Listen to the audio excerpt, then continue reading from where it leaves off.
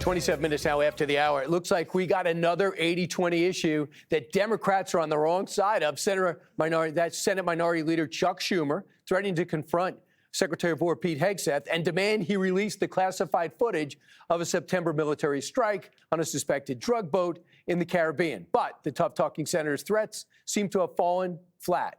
Watch. It was a very unsatisfying briefing. I asked Secretary Hegseth, Secretary of Defense Hegseth, would he let every member of Congress see the unedited videos of the September 2nd strike? His answer, we have to study it. Well, in my view, they've studied it long enough. Congress ought to be able to see it.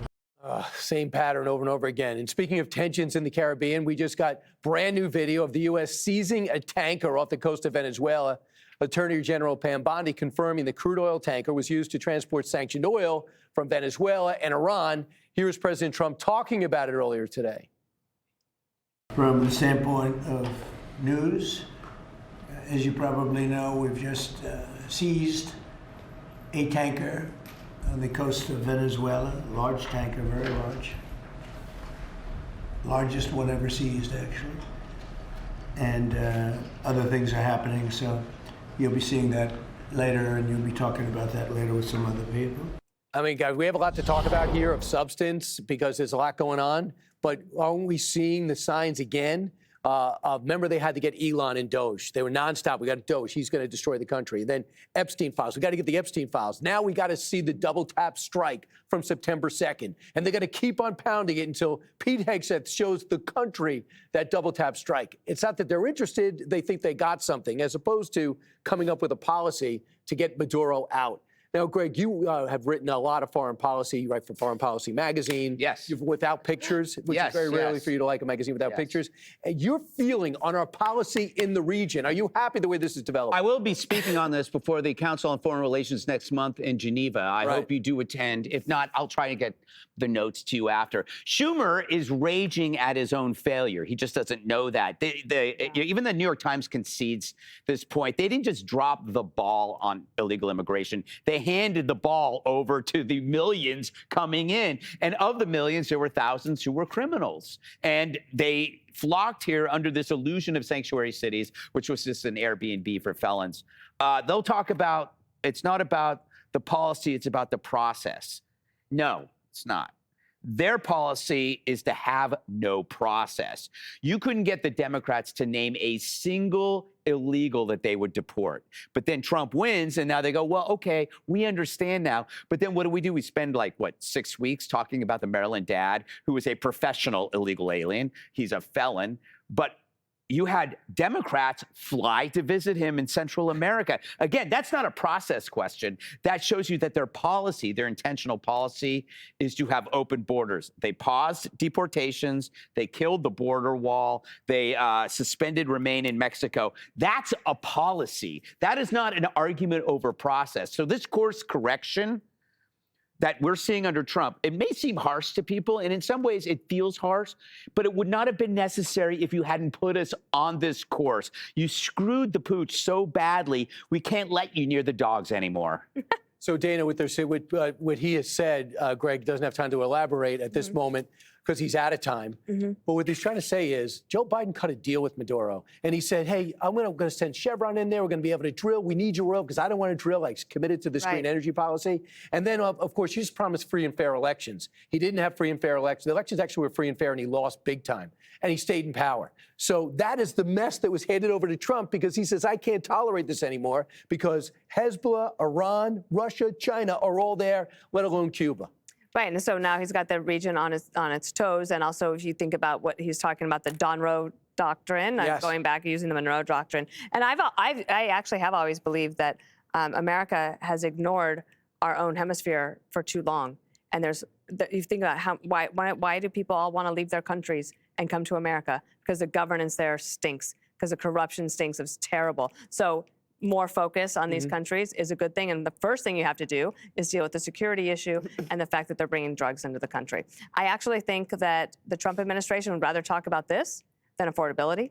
They'd rather talk about this than healthcare, because the Democrats are able to get headlines and make some headway because I think their policies are wrong, but they at least are able to talk about it. The Republicans get tongue-tied when they start talking about health care. They have good ideas, but they don't talk about them enough. This actually is probably something that's going to be like an 80-20 issue when you actually start to poll it. It's not that people are going to want to see the double tap strike. I understand Schumer thinks that, okay, if you see it, then all of a sudden you're going to think that it's wrong.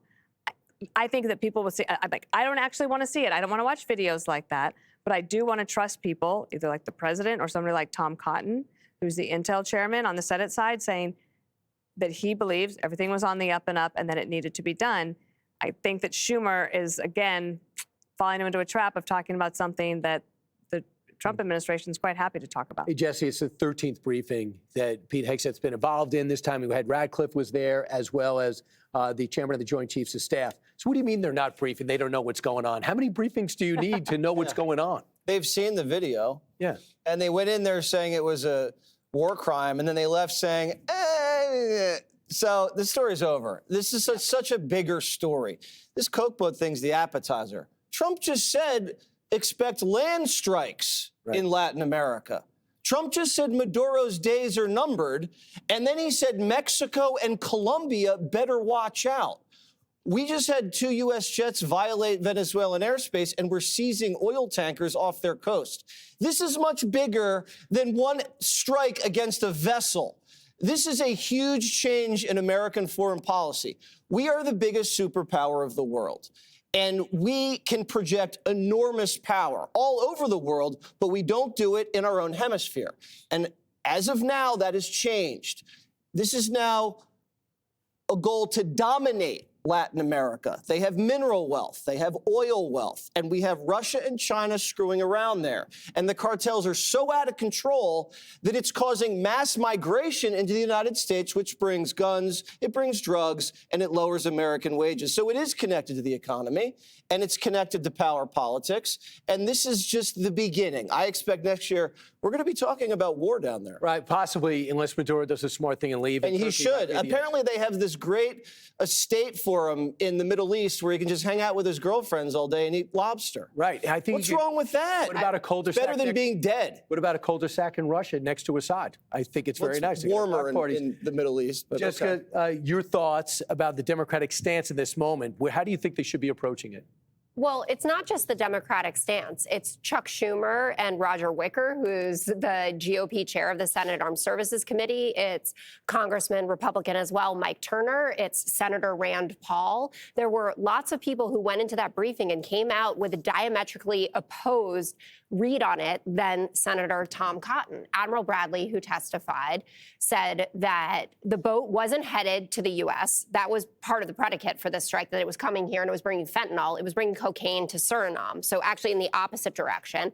The 2 men who were killed were clinging to a piece of wood like they were on the Titanic, right? It was like Kate Winslet out there. They weren't Tom Cotton, just so you know. Okay, well, there are other people. Jim Himes as well said that. They didn't have any communications devices. They weren't armed, and there's no evidence that the cocaine survived. Doesn't it sound like the Maryland Dad all over again? And you know what? I do want to talk about the Maryland Dad. Of course. Because the Maryland Dad, you all sat here and you said you're out of your minds, right, for Chris Van Hollen going down there and you made up the fake story about the margaritas and whatever.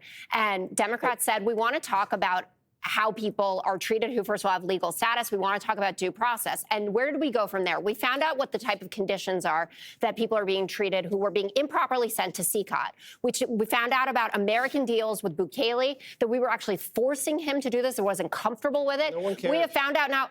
You don't care, but Americans care. Americans don't care. They do. Does not then why is Donald Trump? They care about their relatives dying from drugs. Why is Donald Trump They care underwater about their on jobs. immigration Not now? underwater, Jessica. Yes, They don't he care is. about you just drug don't like dealers. any polls that aren't Did you like. know that the Coke boat strikes are the most popular foreign policy action that Donald Trump has taken? Then run on it. No health care plan. We No will. affordability plan. We shoot pivoting. random That's what I people in the did. Caribbean. That's what I We're just- that was coming my up point. with a health care plan. Oh, I'll be waiting. We'll have it Okay. tomorrow. Okay, I'll be waiting for that health care plan. There's about 3, but they're all to fix Obamacare. Right. I know.